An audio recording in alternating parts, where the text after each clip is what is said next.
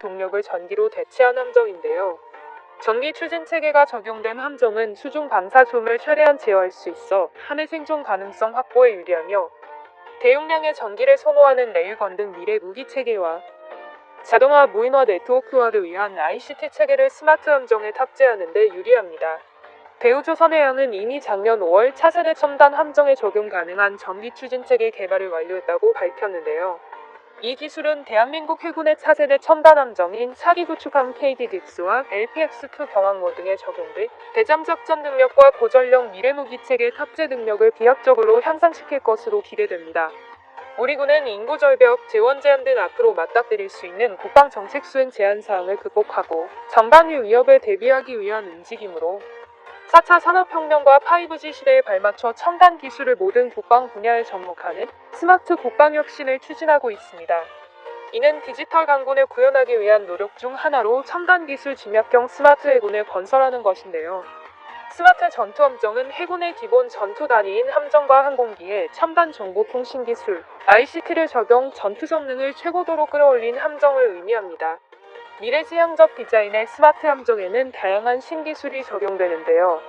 더 넓고 정확하게 바다를 지켜볼 수 있는 탐지, 감시 장비와 차세대 기능형 통합 전투 체계가 적용되고 함정을 더 효율적으로 운영하는 자동화 체계와 스마트 무기 체계가 구축될 예정으로 인공지능 기반의 전투체계, 항해체계, 기관체계, 무인자동화 체계를 구축한 체계 통합형 미래 함정으로 발전시키는 것이 목표입니다. 우리 해군의 차세대 스마트 함정은 새롭게 개발된 핵심 기술이 적용되어 세계 최고의 전기 함정으로 탄생할 것입니다. 이에 대한 대만 네티즌들의 반응을 모아봤습니다. 아마 주말특급 구축함이랑 비슷할 것 같네요. 차라리 원자로를 넣는 게 더 낫지 않을까요? 한국에서 건조된 선박이 제대로 작동할 수 있나요? 영국도 한국에서 배를 삽니다. 한국을 경시하지 마세요. 한국은 조선산업의 거인입니다. 한국의 조선기술과 조선산업의 발전은 정말 대단합니다. 그리고 자동차, 스마트폰, 대만의 취약점이죠. 한국은 정말 대단해. 저가로 시장을 선점한 다음 시장을 이용해서 기술력을 쌓고 있어. 이것이 자체 대규모 공업 시스템의 힘이죠. 한국의 자동차랑 조선은 항상 강했고 지금은 항공우주, 무기산업도 마찬가지입니다. 반면 대만이 한국의 군사산업을 업신여긴다니 웃겨죽겠다. 한국 조선은 강하네요. 그러나 한국은 재벌 중심 경제라 대기업들이 나라를 지배하고 있어요. 오늘이 있으니 대만도 너무 부러워할 필요는 없어.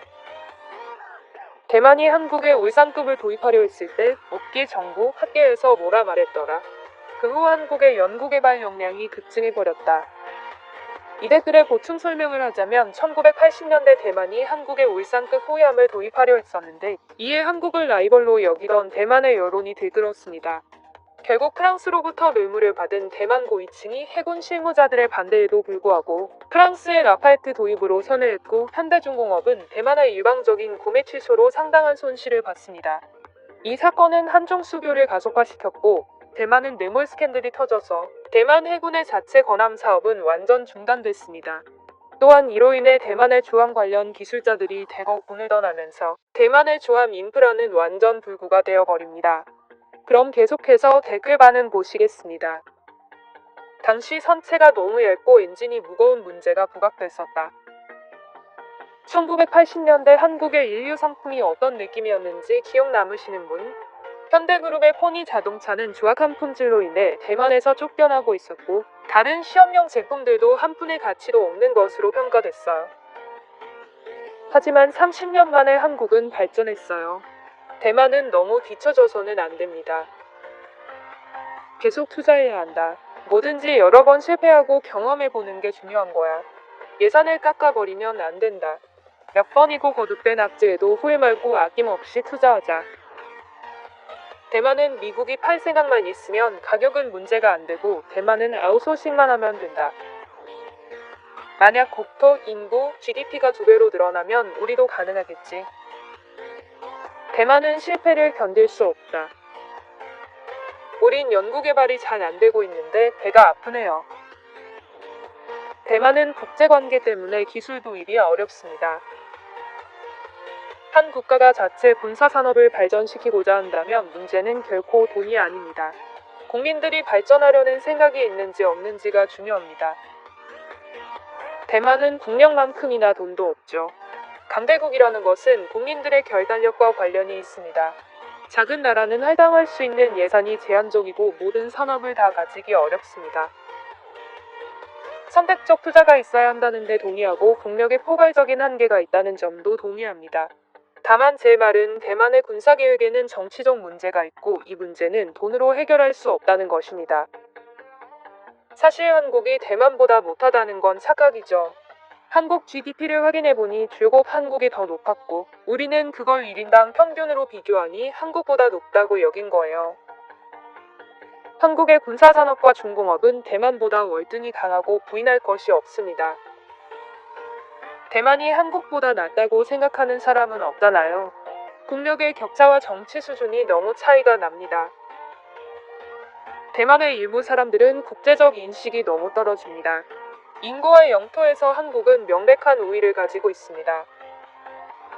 한국은 뭐든지 강대국이랑 견주려고 하는 반면 대만은 열심히 군축하려고만 하고 일단 사기로 맘먹으면 자기 돈은 쓰기 싫어하는데 무엇으로 남들과 견주겠는가.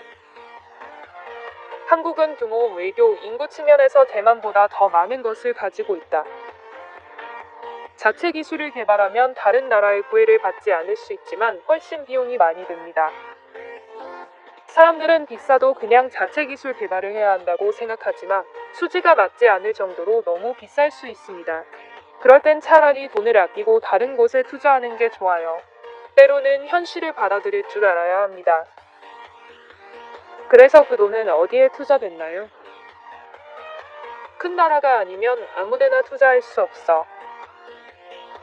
하지만 비용 효율성이 어떤지는 장기적으로 봐야 알 수 있는 거고 비용을 절약하기 위해 연구개발을 제한하는 것은 좋은 일이 아닙니다. 한국은 자국 브랜드의 시장 점유율이 높기 때문에 관세보 없이도 국민이 연구개발 비용을 분담할 수 있어요.